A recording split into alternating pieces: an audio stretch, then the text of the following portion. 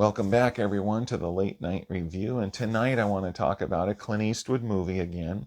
And I've done multiple Clint Eastwood reviews on this channel, movie reviews. You can check those out, and including a few of the Dirty Harry films, which I love the Dirty Harry franchise.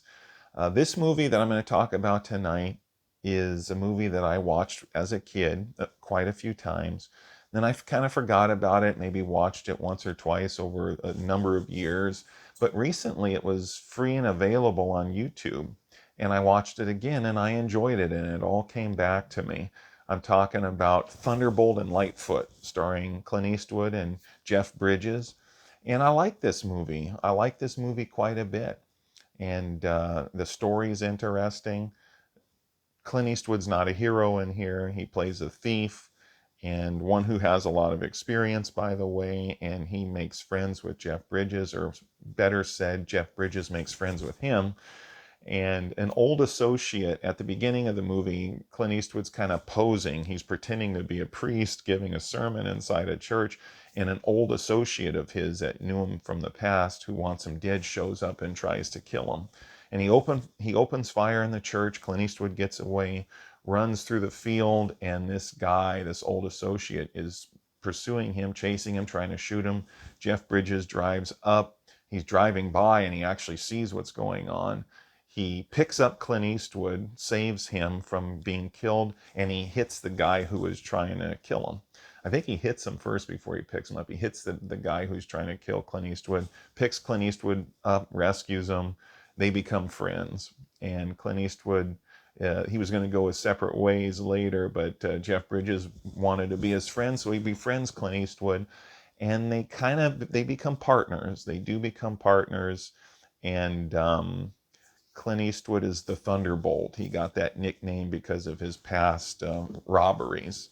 He was a bank robber. So Jeff Bridges gets to know him, puts it together, and he says, "You're the Thunderbolt. I'm Lightfoot." That kind of sounds something. So he said, "Why don't we plan a robbery?" You know, they're not good guys in here, but it's a fun movie. It's an interesting movie. They become partners. George Kennedy is in here. He's also an old associate of Clint Eastwood who wants to kill Clint Eastwood now. Makes you wonder what happened. But I won't give away this movie too much. I think most of my audience has probably seen it. But it's not a movie that I hear talked about quite a bit nowadays. So I won't give away the ending, and I won't give away a lot of details about it. I'll just give you some. But it's a good movie. It's a fun movie, interesting, has a good score in it, good music, and the ending, I won't give it away, but it's bittersweet. There's a good part to it, but there's also a sad part to it. I won't give it away. But the story is Clint Eastwood robbed this bank a long time ago. I think it was in Montana. And they got the money, they got away with it. And Jeff Bridges says, "Why? It's so many years later, why not do it again?" And that's his idea. And they're running short on money. And so they get together and plan this. And George Kennedy, who's trying to kill Clint Eastwood, catches up to Clint Eastwood and they have a fight. Clint Eastwood works him over. And there's some beautiful scenes in here. There's some beautiful scenery. There's a lot of time spent out in the country. And you see a lot of the countryside and nice landscapes and everything. Good score in here. This movie's directed by Michael Cimino. Really good director. He directed The Deer Hunter with Robert De Niro, Christopher Walken, Meryl Streep, and multiple other actors in that movie. Excuse me, folks, but great director, I think. That was a great movie, The Deer Hunter. Very well done.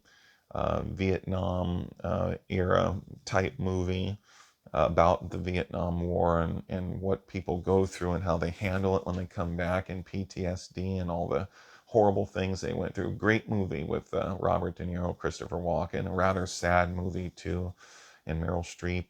And then he directed Year of the Dragon, I believe, if memory serves me right. Year of the Dragon with Mickey Rourke, which is also a good movie, really good movie.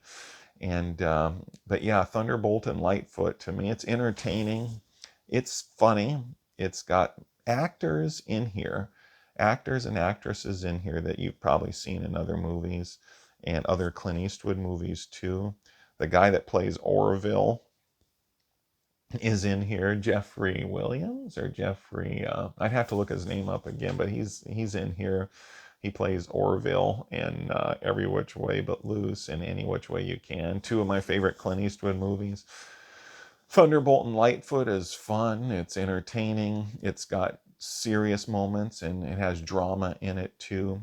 Anyway, especially at the end, it's a bittersweet ending, kind of fun in certain ways, but also sad. But you can just watch and I won't give the ending away. Bittersweet though. And George Kennedy does catch up with Clint Eastwood. He doesn't kill Clint Eastwood. Clint Eastwood works him over, and then they start talking. And Clint Eastwood, they talk about the past and what happened. They kind of develop a rapport, and they start working together again. And partially because Jeff Bridges comes up with the idea. He said, "Why don't we rob the same bank that you guys robbed a long time ago? Do it again."